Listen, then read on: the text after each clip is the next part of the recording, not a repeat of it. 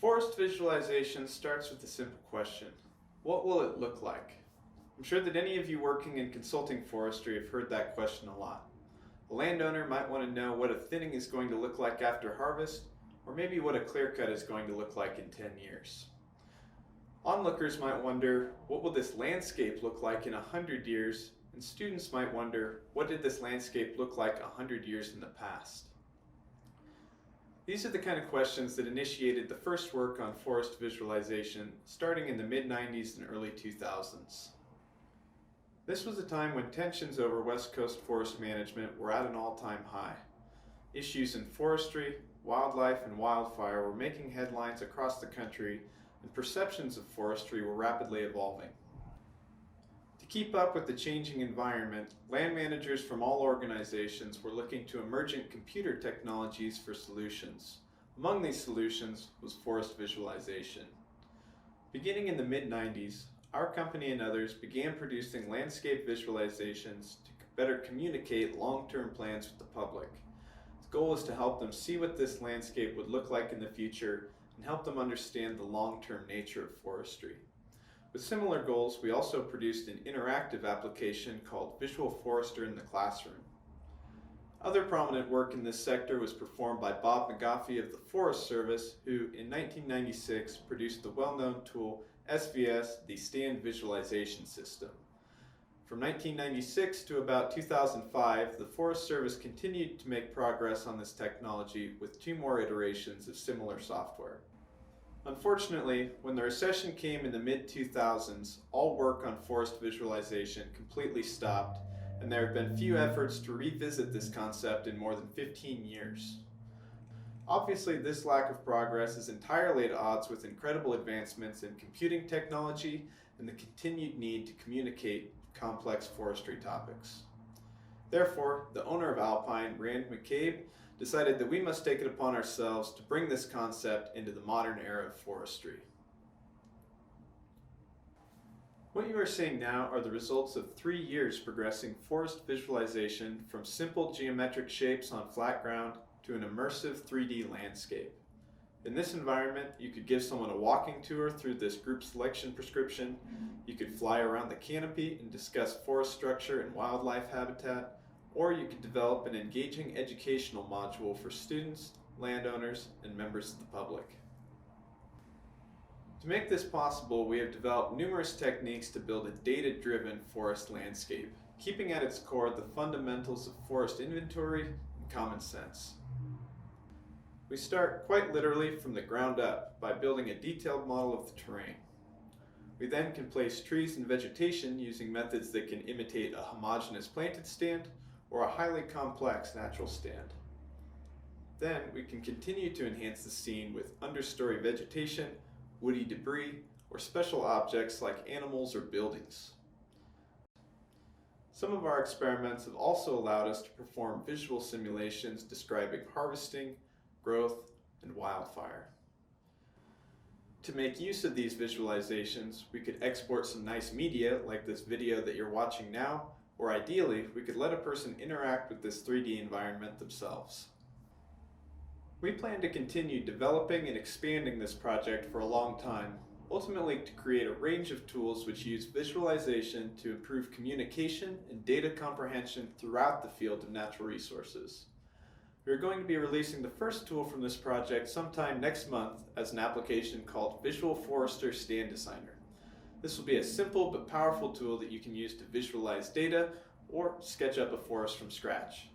It will also have all the tools necessary to produce nice media for presentations, educational resources, or landowner interactions. And so, why are we doing this? What visualization does is it gives us the opportunity to move from long-worded descriptions and incomprehensible figures to something that anyone can understand regardless of their background. We all have our own approach, but all of us in forestry work with very complex information. We do our best to track the composition and density of forests, the location and size of roads and streams, the layout and details of harvest plans and tax lots, and occurrences of wildlife, unstable slopes, and other sensitive areas. We have lots of tools available to us to take all this data and analyze it and make well-informed decisions, but we are severely lacking in tools to communicate our data and help people understand our decisions. This is a critical problem because as much as foresters like being alone in the woods, very few decisions are made in isolation. In California and many other places, nearly every decision in today's forestry is made in cooperation with some form of interdisciplinary team, various branches of government, and constant involvement with the public. Bringing lots of diverse ideas and interests to the planning table is a good thing, and it can certainly allow us to be better land stewards. However, for that to happen, we do have to all understand each other, not burn up time in unproductive meetings. That means we have to be able to communicate with people who understand forestry in very different terms. If we think about an example like the board foot is not even a universal measure between forestry professionals on the West Coast. Therefore, we have no chance of being able to communicate in terms like that with the world at large. What we need instead is a common platform, and it needs to be visual. If we take another example, we frequently use a table like this to talk about stand conditions. The rows tell you the tree size in dBH, the columns tell you the species, and the values tell you trees per acre. A seasoned professional could look at that table for a while and be able to picture that stand in their mind. In general, though, plain numbers and raw data are difficult to interpret, so we'd like to at least visualize it with a graph. If we can start to visualize our data, we can comprehend more data at once, we can interpret it faster, we can see trends that are not obvious from staring at numbers, and we can communicate that information more effectively with a larger audience. These are all the same reasons that you would rather look at a map than read through a legal description. And so a graph like this is definitely a better way to describe a distribution of trees, but it still doesn't get us very far with people who don't have years of experience in forestry. What we can do now, though, is we can take that visualization another step further. We've created a tool that lets you quickly build this visualization directly from that stand table, and now we can start to talk about stand conditions in terms that anyone can understand. Moving into something more specific, a major topic in today's forestry is wildfire and fuels reduction projects. An example here is the Lake Tahoe Forest Action Plan. In order to be effective, these projects need to be able to connect across very diverse ownerships, both public and private. Therefore, to make one of these projects happen, we have to be able to present the plan in a way that gives people confidence and motivates them to join in on the effort. If we were to zoom in, talk about a specific treatment for an individual landowner, again, we could do that with raw numbers or a graph, and it should be reasonably effective between forestry professionals. The landowner, on the other hand, might be alarmed if we tell them that we want to take their stand from 470 trees per acre down to 60 trees per acre. They might think that we're just there to scam them for cash, that they'll have nothing left after we leave.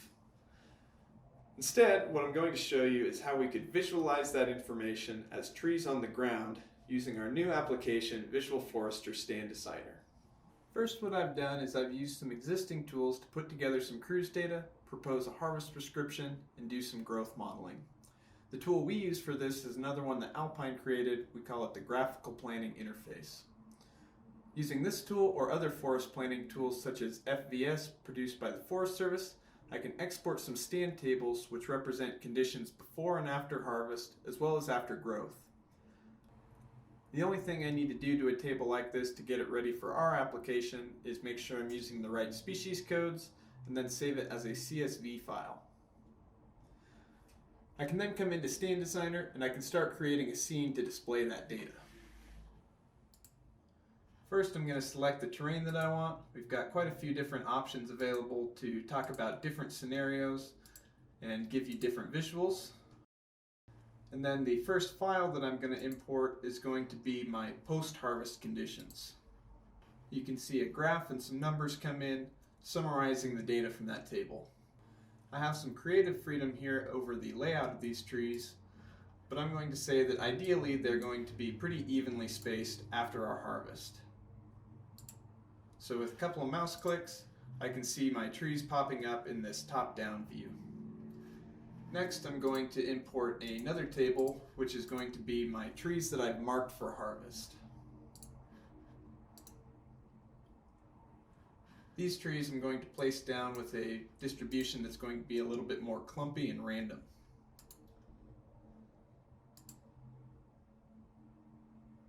Alright, so there's those trees. Now by combining my residual trees and my harvest trees, that gives me my current conditions. So I can click this map view, and now I can walk around and I can see this 3D scene that I've produced, and I can talk about what's going on. We can see that this is a pretty dense, uneven age stand. It's composed mostly of white fir, and then we've got some smaller lodgepole pines mixed in, and then a few large ponderosa pines mixed in. You can see that with this project we've strived for an extremely high level of on-the-ground detail and realism. We have more than 1,000 3D tree models, all of which have been produced by our staff here at Alpine. We currently have 18 different tree species covering all of the western United States, and we're always working to expand that library. The next thing that I'm going to do here is fine-tune some details of this model and set up a little demonstration to talk about ladder fuels. I can click on any of these trees and I can move them around as much as I want in order to improve the scene or make a specific point. And then the last thing I'm going to do is reach into the models library, and I'm going to drop down some more manzanita bushes right here.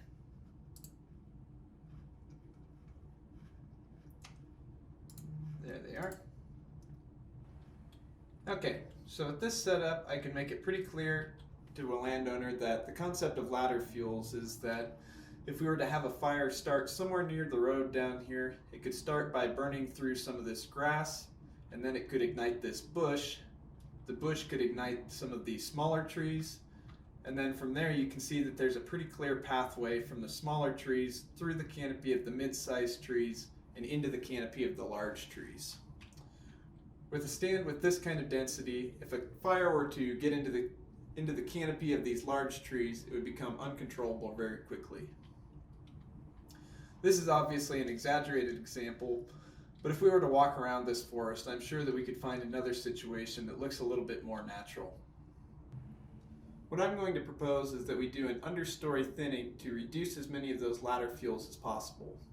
Within this application we have a system we call structures, which is similar to a layers system in GIS and other applications. There's a lot of different ways that you could break up a stand into different components or structures, but in this case I've used it to distinguish my harvest trees. So all I have to do is turn those trees off, and then we can walk around and we can look at the post-harvest conditions. Again, we're going to be taking this stand from about 470 trees per acre, 236 square feet per acre, and we're going to harvest down to 59 trees per acre, 154 square feet per acre.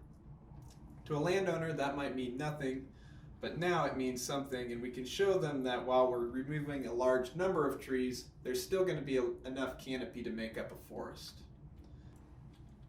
The trees that we're going to be leaving behind are going to be our biggest, healthiest trees, and we're going to do our best to protect them and improve their health. The trees that we're going to be removing are going to be mostly these smaller trees and any trees that are overcrowded. Like this tree right here is one that you're going to see go away. Oh, no, that tree is the one that goes away. Anyways, our goal here is to create space. We want to create vertical space between ground vegetation and the canopy and try to remove as many of those ladder fuels, those pathways, from the forest floor into the canopy. Simultaneously, we're also trying to create horizontal space. That's going to limit a fire's ability to move from tree to tree, and if a fire were to get into the canopy or were to come in from another adjacent ownership, it would reduce the overall intensity of the fire, and in some cases it might allow the fire to drop from the canopy back to the ground. And so obviously visualizations like this are a great way to talk about anything in forestry related to structure. So that's why you see us talking a lot about fuels and about wildlife. I also talk a lot in this presentation about communicating with landowners and communicating with the public, But this is also just as useful for collaborating with other people in your own organization or when working with contractors. For a complex or an abstract silviculture like group selection or like a variable retention harvest, a picture would be worth 1,000 words when trying to describe exactly what you're looking for. You could set up exactly what you're looking for in this application, and then you could share that information in that plan with your collaborators or with your contractors. And so we have a lot to talk about with a model like this, and this model is pretty quick and easy to build. If we want to get more detailed and we want to talk about some other considerations for this prescription, such as what we're going to do to manage the understory and what we're going to do with our harvest residue, we can reach into this models library and you can see that there's lots of other objects and vegetation types in here besides just green trees. The other thing visualization is great for is showing change over time. So I'm going to drop in my stand table from my growth model.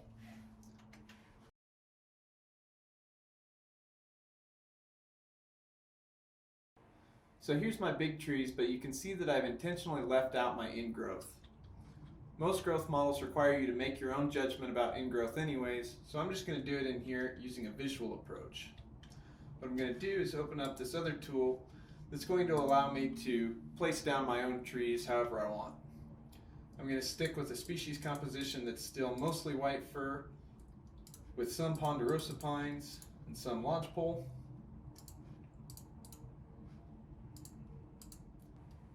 And then I'm going to use a graphical approach to set my tree size distribution.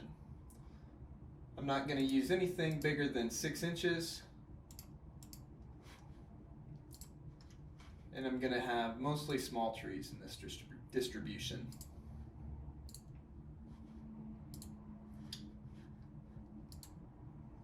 So that's the shape. And then what I'm going to do is I'm going to just start adding down these trees in waves until I see the results that I'm looking for. Alright, so visually speaking, I'd say something like this looks reasonable for ingrowth 20 years into the future. Our residual trees that were the big healthy trees we left behind are going to be growing vigorously with all that extra growing space, and then we have this ingrowth coming back and starting to fill in the understory again. And so that's what we might call the interactive approach to visualization, where we're walking around in this stand as a 3D environment, and we're using this application like a whiteboard in this instance. The other more traditional approach that we could take would be to just make a little movie. To do that, it looks something like this. I can draw a path, and then along that path I can build a camera track, just like in Hollywood. So this is the track that the camera is going to go down, and then I can give it something to look at. So I'm just going to pick a point off in space, and this is going to be my look target.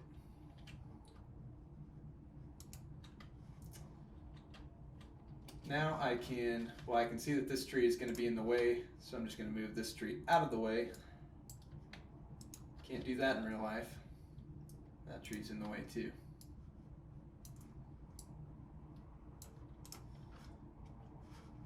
And then I can start my camera down the track,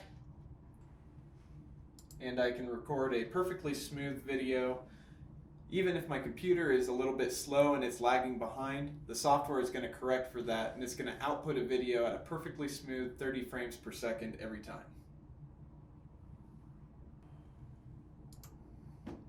Alright, and there's the results of my little video.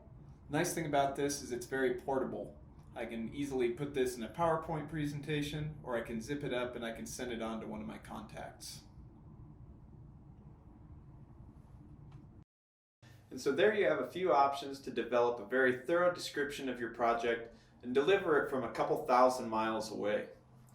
The value, of course, of a virtual forest is especially high right now considering the current complications to in-person visits. Now I'll show you 2 more examples of video projects that we've put together in the last year. In a project from earlier this summer, we built a short educational video series in partnership with a project called My Sierra Woods. My Sierra Woods is a joint project with support from the state of California, the American Forest Foundation, community organizations, and industry experts. It was founded to provide resources and funding that small landowners could use to reduce fuels on their properties through prescriptions like the one I just demonstrated. During these projects, our collaborators were finding that some landowners were reaching a sticking point in between seeing the need for an action and having the confidence to commit to that action. Therefore, we built these videos to help foresters in the field describe the dynamics of a forest and help the landowners feel more comfortable with the idea of change in a place that, to them, has probably always looked the same. This set of videos is professionally narrated and it describes concepts such as harvest types, growing space, historical fire regime, and ladder fuels.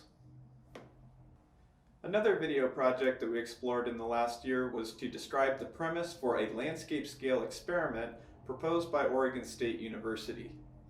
The proposed experiment would compare different combinations of intensive management, extensive management, and hands-off reserves. An example of this triad approach is shown here. An intensive regime on the south side seeks to produce high wood volume from a small area while leaving a large area of natural reserves. The extensive option seeks to produce the same harvest volume while distributing the harvesting over a larger area and time scale. On the south side, we see a clear cut replanted at 11 by 11 spacing.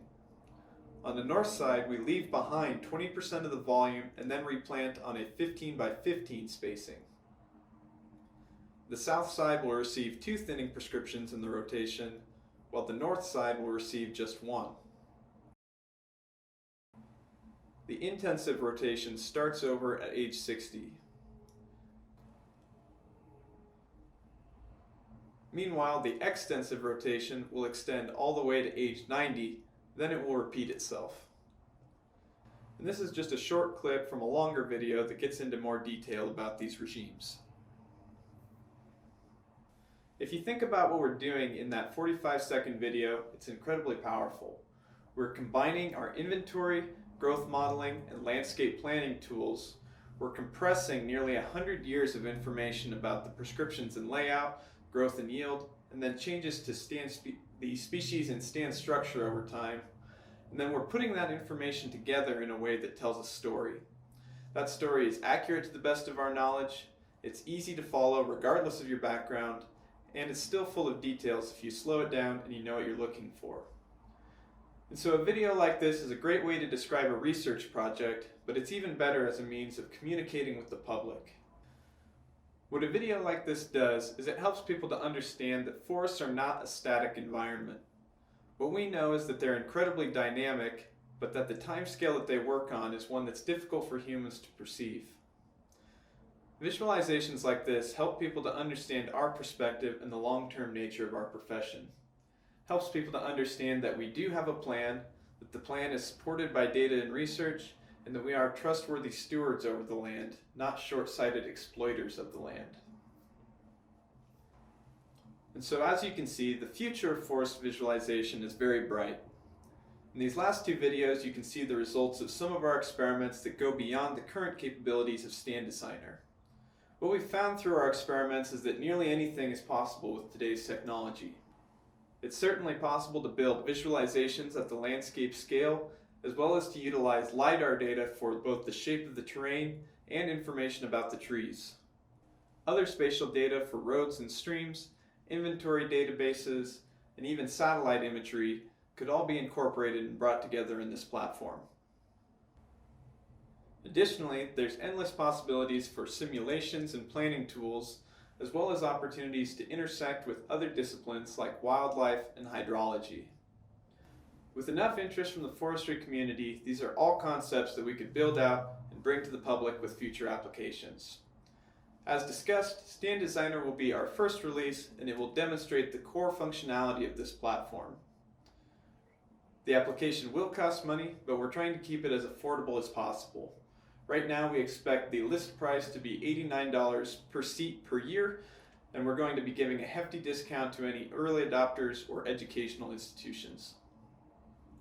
Whether you use this application or not, we would love to hear your feedback about this project and hear about where you think it could go next. On that note, we should have some time for questions after the presentation, but if you have any questions that don't get answered, I would encourage you to visit our new website, visualforester.com, and write me a message. If you do, I'll be sure to get back to you with a quick response. Additionally, if you are interested in following along with our progress and any future developments, you can sign up for a bi-weekly newsletter that we're starting up. And so that brings us to the end of this presentation. I hope that you enjoyed this look into the history, the progress, and the future of forest visualization, and I look forward to your involvement, your questions, and your responses.